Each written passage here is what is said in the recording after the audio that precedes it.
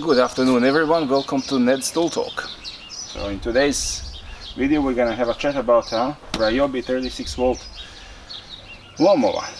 I bought this mower, when did I buy it? About nearly 2 years ago now. As soon as they came out, I might have been one of the first people to buy one, because I was on a lookout for one of these mowers, and as soon as I saw him on a Ryobi website I kept on checking Bunnings website as well to see when they're gonna be in stock. As soon as they were in stock, jumped in the car, went, grabbed one, and loved it.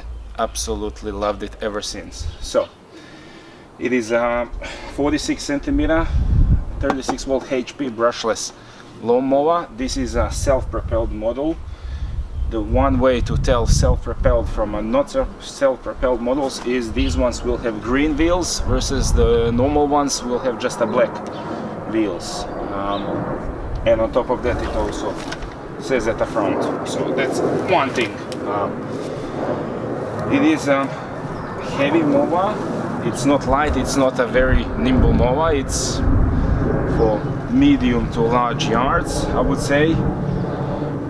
Don't expect to be able to pick it and move it into corners like those small 18 volt mowers, which is a plus and a negative in a way if you got a small yard and wanna get into tight corners. But it's a plus if you got a bigger yard and you got some long nice runs. It's a very solid mower. It doesn't move around, it just stays on the path. Catcher is fabric. There's no plastics or anything in a catcher, and it's a big catcher. I think it's a 50 or 55 liter catcher from my memory. Don't quote me exactly on that. It's been quite a while since I bought the mower. It does come with a mulch plug that goes in there. It's somewhere in the shed. It just plugs right there and it slots in here. Now, one thing with this mower is, see this bit here on a catcher, this green bit, and you got the same bit on a mulch plug as well, steel bit. There is some sensors in this bit right here. I'm gonna change to GoPro and I'll show you up closer. So there's some sensors in there, and unless you've got either a catcher or a mulch plug installed, the mower will not turn on. Height adjustment is right here, which I'll be honest, I'm not the biggest fan of. I much more prefer the height adjustment on the side with a lever. This is a little bit finicky, so it goes down low, I think 20 or 25 mils, and it goes up quite high. It's got 10 height adjustments. This is, what is this, number 8. I think it goes to 75, 80 mil roughly, which you probably cut if you never cut your grass. You have to do the first cut on that height. I keep it on level 3, which is right here. So I keep it on level 3 and it always keeps it nice and tight. Alright, so this is the mulch plug I was talking about, this one right here. So let's get it in there just to show you how it works. So remove this. Okay, so it just goes, there's a handle there, it just goes like that, and you hook it on top in there. And now you can mulch.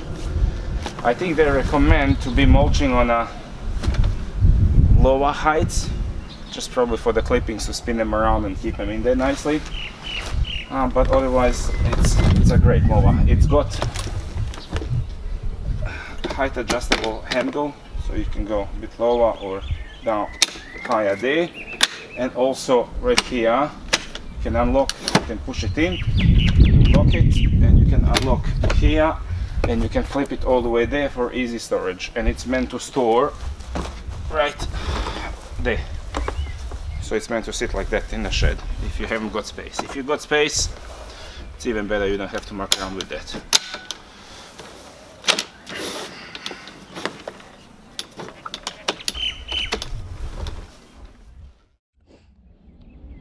So, a few more things about the mower. To start it, you just press this button and you pull the lever towards yourself and it starts off.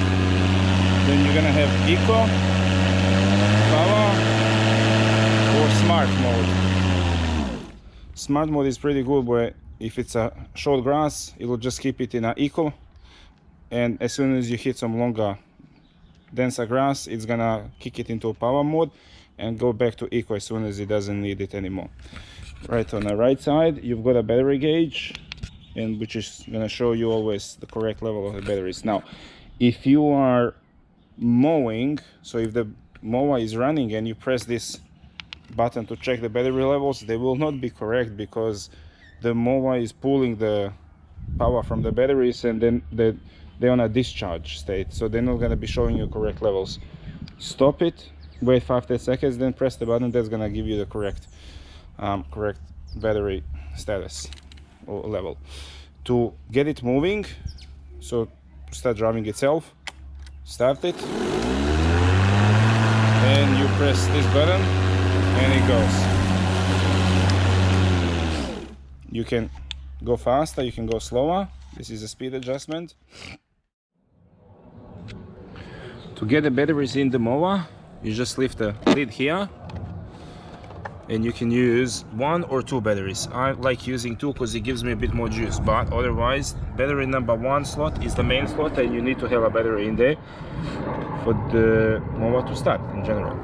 I prefer having a bigger size battery in there, and or either same size or smaller battery in the number 2 slot. At the moment there's a 6 amp hour and 4 amp hour batteries in it. The grass is not too big, so I don't think there's a need for 2 6 amp hours, but usually if it's a bigger grass I will use 2 6 amp hour batteries. This is a safety key.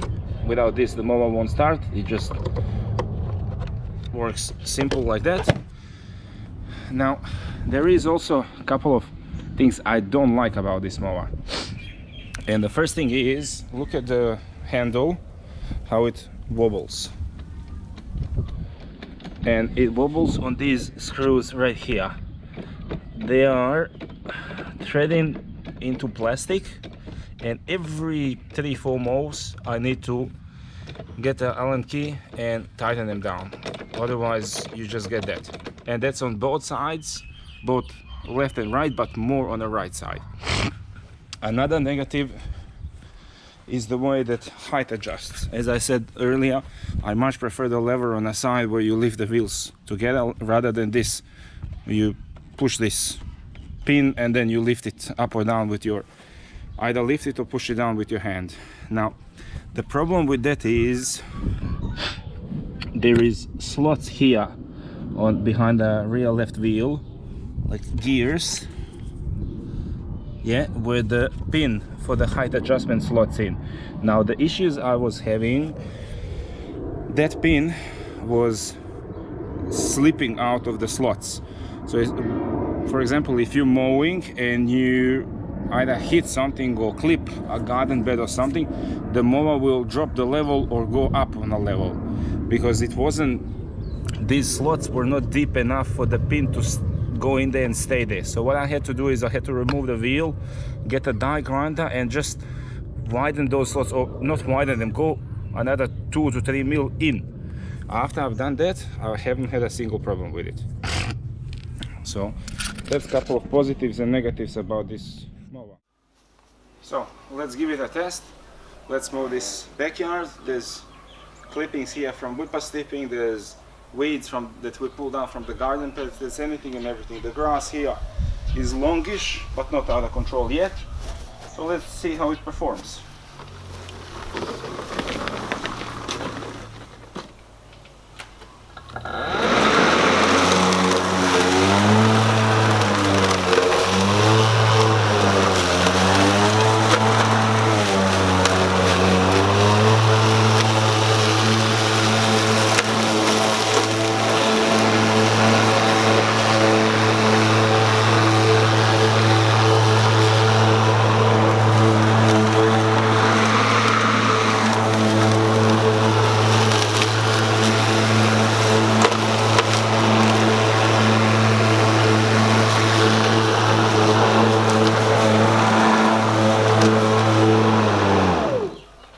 So that was starting, so I started in smart mode, but then I kicked it into power just for this longer bit, just to get it through quicker, because I don't want to be going slow, quick and easy. Alright, let's continue. Put it back into, I'll put it back into smart mode and it can determine itself what it needs, what it doesn't need.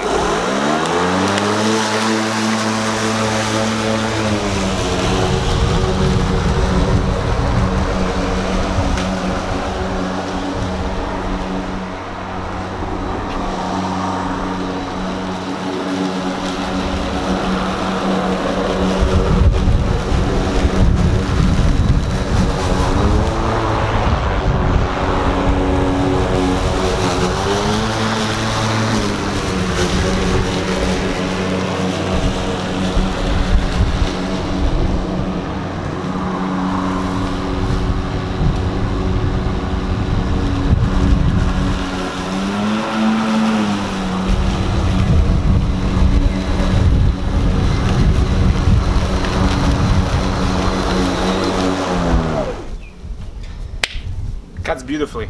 The blades have not been changed since I bought it. I've just sharpened them, I think maybe once or twice in the meanwhile, but it just cuts beautifully.